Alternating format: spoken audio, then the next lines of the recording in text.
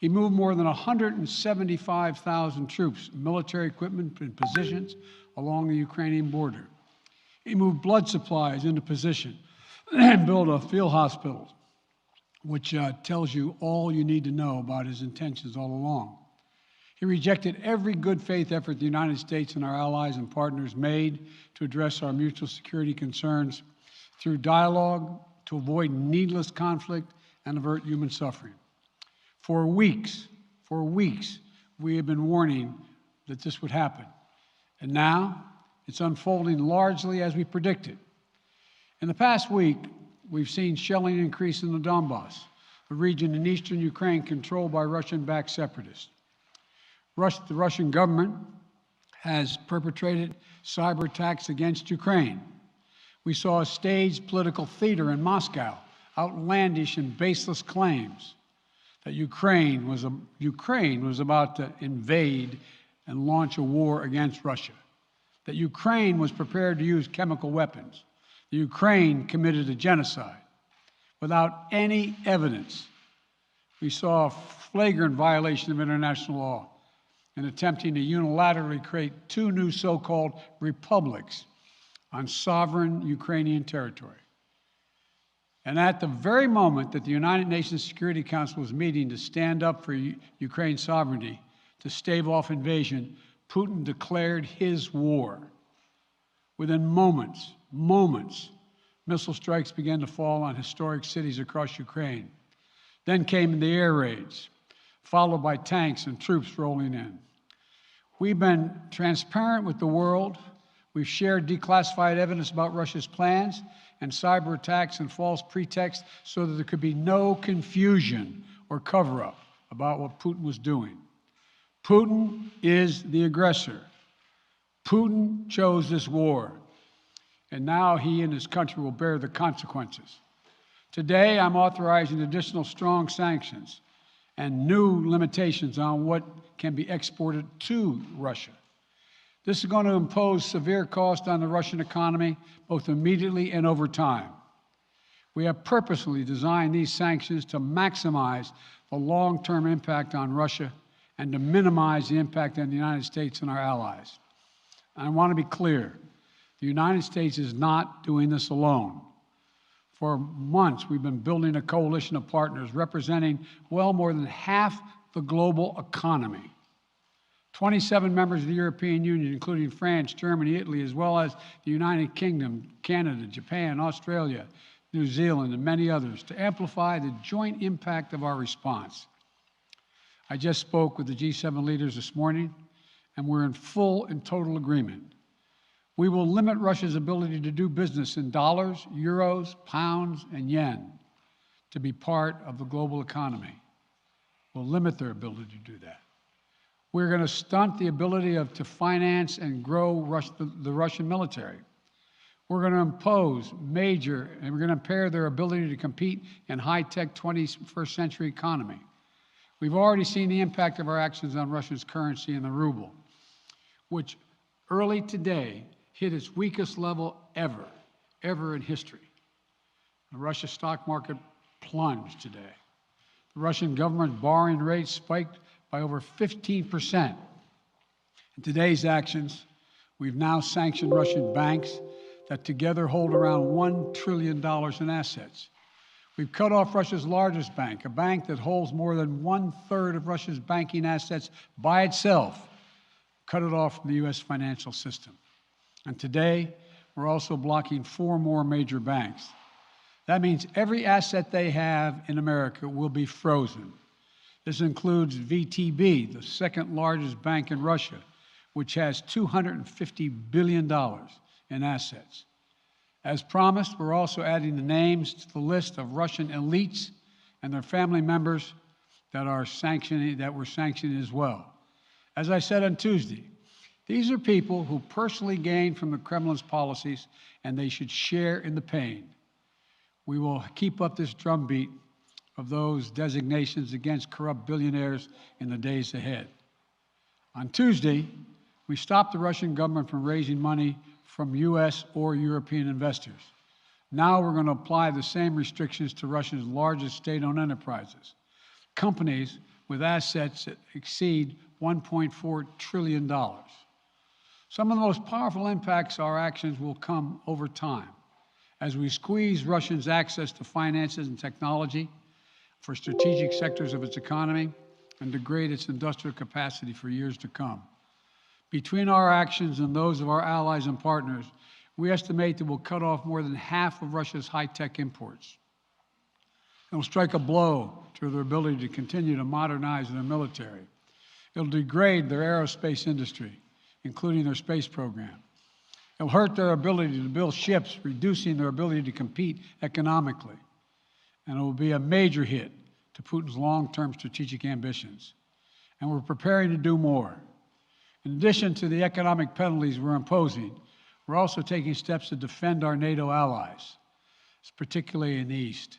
Tomorrow, NATO will convene a summit. We'll be there to bring together the leaders of 30 allied nations and close partners to affirm our solidarity and to map out the next steps we will take to further strengthen all aspects of our NATO alliance. Although we provided over $650 million in defensive assistance to Ukraine just this last year, let me say it again. Our forces are not and will not be engaged in the conflict with Russia in Ukraine. Our forces are not going to Europe to fight in Ukraine, but to defend our NATO allies and reassure those allies in the East. As I made crystal clear, the United States will defend every inch of NATO territory with the full force of American power. And the good news is, NATO is more united and more determined than ever. There is no doubt that the United States and every NATO ally will meet our Article 5 commitments, which says that an attack on one is an attack on all. Over the past few weeks, I ordered thousands of additional forces to Germany and Poland as part of our commitment to NATO. On Tuesday, in response to Russia's aggressive action, including its troop presence in Belarus and the Black Sea, I've authorized the deployment of ground and air forces already stationed in Europe to NATO's eastern flank allies, Estonia, Latvia, Lithuania, Poland, and Romania. Our allies have also been stepping up, adding the other allies, the rest of NATO, adding their own forces and capabilities to ensure collective defense. And today, within hours of Russia's unleashing its assault, NATO came together and authorized and activated an activation of response plans. This will enable NATO's high readiness forces to deploy and when and where they are needed to protect our NATO allies on the eastern boundaries of Europe. And now I'm authorizing additional U.S. force capabilities to deploy to Germany as part of NATO's response, including some of the U.S.-based forces that the Department of Defense placed on standby weeks ago. I've also spoken with Defense Secretary Austin and Chairman of the Joint Chiefs, General Milley, about preparations for additional moves should they become necessary to protect our NATO allies and support the greatest military alliance in the history of the world, NATO. As we respond, my administration is using the tools, every tool at its disposal to protect American families and businesses from rising prices at the gas pump. You know, we're taking active steps to bring down the cost, and American oil and gas companies should not exploit this moment to hike their prices to raise profits. You know, in our sanctions package, we specifically designed to allow energy payments to continue. We are closely monitoring energy supplies for any disruption. We've been coordinating with major oil producing and consuming countries toward our common interest to secure global energy supplies. We are actively working with countries around the world to elevate collective release from the strategic petroleum reserves of major energy-consuming countries. And the United States will release additional barrels of oil as conditions warrant. I know this is hard and that Americans are already hurting. I will do everything in my power to limit the pain the American people are feeling at the gas pump. This is critical to me. But this aggression cannot go unanswered. If it did, the consequences for America would be much worse. America stands up to bullies. We stand up for freedom. This is who we are. Let me also repeat the warning I made last week. If Russia pursues cyber attacks against our companies, our critical infrastructure. We are prepared to respond. For months, we've been working closely with the private sector to harden our cyber defenses, sharpen our ability to respond to Russian cyber attacks as well. I spoke last night to President Zelensky of Ukraine, and I assured him that the United States, together with our allies and partners in Europe, will support the Ukrainian people as they defend their country. We'll provide humanitarian relief to ease their suffering. And in the early days of this conflict, Russia propaganda outlets will keep trying to hide the truth and claim success for its military operation against a made-up threat. But history has shown, time and again, how swift gains in territory eventually give way to grinding occupations, acts of mass civil disobedience, and strategic dead ends. The next few weeks and months will be hard on the people of Ukraine. Putin has unleashed a great pain on them, but the Ukrainian people have known 30 years of independence. They have repeatedly shown that they will not tolerate anyone who tries to take their country backwards. This is a dangerous moment for all of Europe, for the freedom around the world. Putin has committed an assault on the very principles that uphold the global peace. But now, the entire world sees clearly what Putin and his Kremlin allies are really all about. This was never about a genuine security concerns on their part. It was always about naked aggression, about Putin's desire for empire by any means necessary, by bullying Russia's neighbors through coercion and corruption, by changing borders by force, and ultimately by choosing a war without a cause. Putin's actions betray his sinister vision for the future of our world, one where nations take what they want by force. But it is a vision that the United States and freedom-loving nations everywhere will oppose with every tool of our considerable power. The United States and our allies and partners will emerge from this stronger, more united, more determined, and more purposeful. And Putin's aggression against Ukraine will end up costing Russia dearly, economically and strategically. We will make sure of that. Putin will be a pariah on the international stage. Any nation that countenances Russia's naked aggression against Ukraine will be stained by association. When the history of this era is written, Putin's choice to make a totally unjustifiable war on Ukraine will have left Russia weaker and the rest of the world stronger. Liberty, democracy, human dignity, these are the forces far more powerful than fear and oppression. They cannot be extinguished by tyrants like Putin and his armies. They cannot be erased by from people's hearts and hopes by any amount of violence and intimidation. They endure. In the contest between democracy and autocracy, between sovereignty and subjugation, make no mistake, freedom will prevail. God bless the people of a free and democratic Ukraine, and may God protect our troops. Mr. President. Associated Press, Zeke. Do you have any plans to speak with President Putin at this point, and what interactions have you had with the Russian government? I heard the first part. Do I have any plans to speak with Putin at this point, and what? What communications have you had with the Kremlin as far as military operations in Ukraine and making sure this does not spiral into a larger conflict? Well, it's a large conflict already. The way we're going to ensure it's not going to aspire to a larger conflict is by providing all the forces needed in the Eastern European nations that are members of NATO. NATO is more united than it's ever been, and I have no plans to talk with Putin. Wall Street Journal, Tarina. Mr. President, you didn't mention SWIFT in your sanctions that you announced. Is there a reason why the U.S. Isn't doing that? Is there a disagreement among allies regarding SWIFT and whether Russia should be allowed to be a part of it? The sanctions that we've proposed on all their banks have of equal consequence, maybe more consequence than SWIFT, number one. Number two, it is always an option, but right now that's not the position that the rest of Europe wishes to take.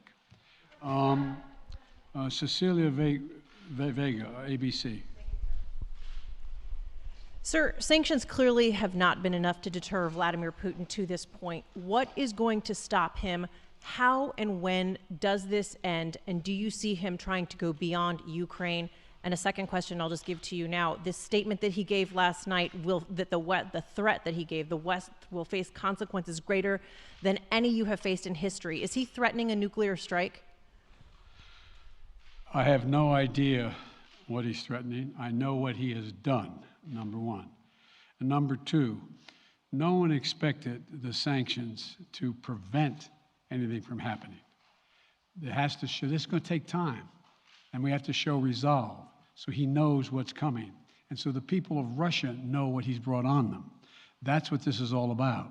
This is going to take time. It's not going to occur, he's going to say, oh my God, these sanctions are coming, I'm going to stand down.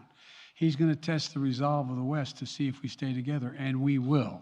We will, and it will impose significant costs on him. Will he go beyond Ukraine, sir? Do you see him going beyond? Yes.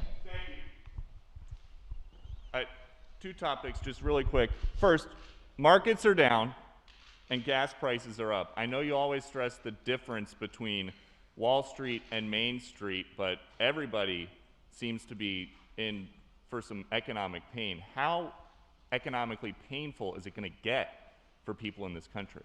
And I do have one more question.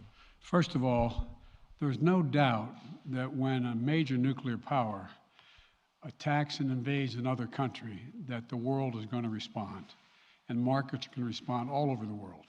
So there's no doubt about that, number one. Number two, the notion that this is going to last for a long time is highly unlikely as long as we continue to stay resolved in imposing the sanctions we're going to impose on Russia, period. What's the next question? I'm sorry. The next question is, did you underestimate Putin, and would you still describe him the way that you did in the summer as a worthy adversary? At the time, he was, I made it clear, as an adversary, and I said he was worthy. I didn't underestimate him. And I've read most of everything he's written. Did you read I shouldn't, I'm not being a wise guy. You heard the speech he made, almost an hour's worth of speech is why he was going into Ukraine. He has much larger ambitions in Ukraine. He wants to, in fact, reestablish the former Soviet Union. That's what this is about. And I think that his ambitions are completely contrary to the place where the rest of the world has arrived. And with these ambitions, you're confident that these devastating sanctions are going to be as devastating as Russian missiles and bullets and tanks? Yes, Russian bullets, missiles, and tanks in Ukraine. Yes, I am. Thank you, President Biden. If sanctions cannot stop President Putin, what penalty can? I didn't say sanctions couldn't stop him. You've been talking about the threat of these sanctions for several weeks now. Yes, but the threat of the sanctions and imposing the sanctions and seeing the effect of the sanctions are two different things. They're two different things. And we're now he's going to begin to see the effect of the sanctions. And what will that do? How will that change his mindset here, given he's Because it attacking will so Ukraine as we weaken his speak? country that he'll have to make a very, very difficult choices of whether to continue to move toward being a second-rate power or, in fact, respond.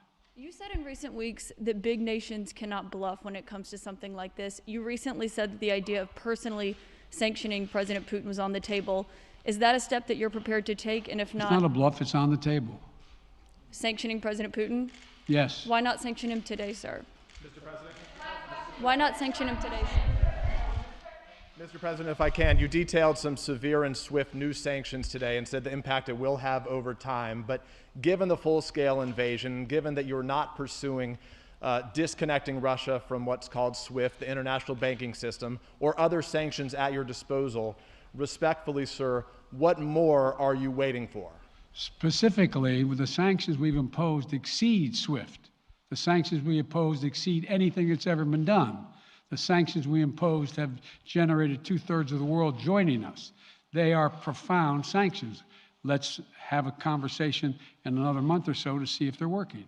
Yes. Can I ask you about Zelensky? Sir, you spoke to Vladimir Zelensky yesterday, sir. What's the risk that we are watching the beginning of another Cold War? And is there now a complete rupture in U.S. and Russian relations? There is a complete rupture right now in U.S.-Russian relations if they continue on this path that they're on. And in terms of a Cold War, that depends. You have the vast majority of the rest of the world in total opposition to what he's doing, from Asia to South America to Europe to around the world. And so it's going to be a cold day for Russia. The idea, you don't see a whole lot of people coming to his defense. And are you, if I could follow up, sir, are you urging China to help isolate Russia? Are you urging China to help isolate Russia? I'm not prepared to comment on that at the moment.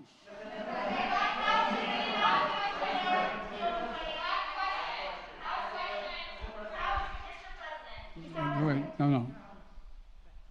Yeah. No. He's had his hand up a long time. Thank you, Mr. President. How concerned are you that Putin wants to go beyond Ukraine into other countries, and the U.S. will have to get involved if he moves into NATO countries? Well, if he did move into NATO countries, he will be involved. We will be involved. The only thing that I'm convinced of is if we don't stop now, he'll be emboldened. If we don't move against him now with these significant sanctions, he will be emboldened. And look, you know, well, anyway. And can you talk anything more about your conversation? Mr. President. Why